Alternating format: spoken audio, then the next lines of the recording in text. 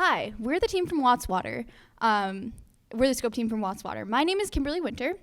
I'm here with my teammates Joseph, Emily, and Ariana. And we're going to present to you what we worked on this semester, which was a plumbing sensor network for Legionella risk factor control. And we know it's been a really long morning, but thank you so much for being here. We're really excited to show you what we've done. Watts Water Technologies, through its family of companies, is a global manufacturer headquartered in the USA that provides one of the broadest plumbing, heating, and water quality product lines in the world. Watts companies and brands offers innovative plumbing, heating, and water quality solutions for residential, commercial, and industrial applications. So, what did we do? Let's go back to the year 1976. Imagine that you're attending the Philadelphia Convention of the American Legion in this building. A few days after the event, you start to develop a cough and have some trouble breathing. Soon you have headaches and muscle pains, and later you get a fever.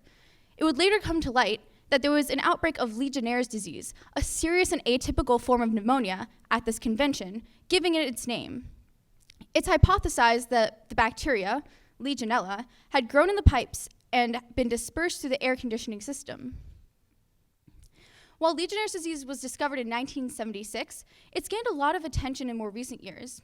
Since the year 2000, the reported cases of Legionnaire's disease has increased by 5.5 times, and it kills 1 out of 11 people who get it.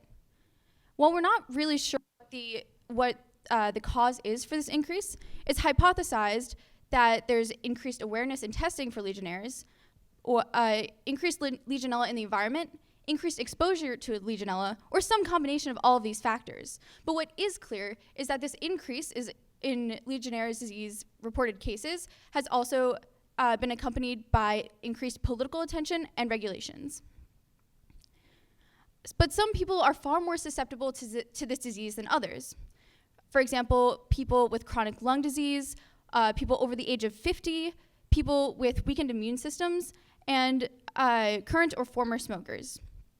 But keeping in mind the people who are most at risk for Legionnaire's disease, a place where this is particularly an issue is in hospitals, where you would typically expect to find many of these people who are susceptible in one or more ways.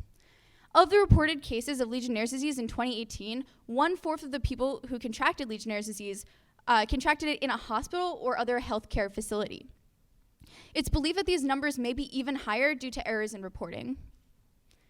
Another issue with hospitals, as well as older, larger buildings in general, is their unwieldy plumbing systems. Legionella typically thrive in the temperature range of 20 to 45 degrees Celsius. Typically in plumbing systems, hot water is kept above this temperature and cold water is kept below this temperature. However, sometimes there are weaker parts of the system where water is less likely to circulate or warm. An example is shown above. When the system is flushed, hot water runs through the main circulation loop, but the stagnant section will not get any new hot water and will continue to cool. Legionella are known to grow in these, which are hard to locate and complicated in older plumbing systems, where changes are often made and not necessarily well kept track of over time. We hypothesized that by putting temperature sensors at points of use, such as hot water faucets or shower heads, we could identify such locations. The goal of our project is to enable data collection on complex plumbing systems in order to identify and characterize areas at risk for Legionella growth.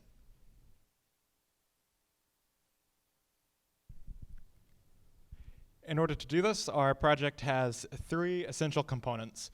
First, we must be able to detect temperature. We need to be able to measure temperature at these points of use and be able to understand the behavior of this system.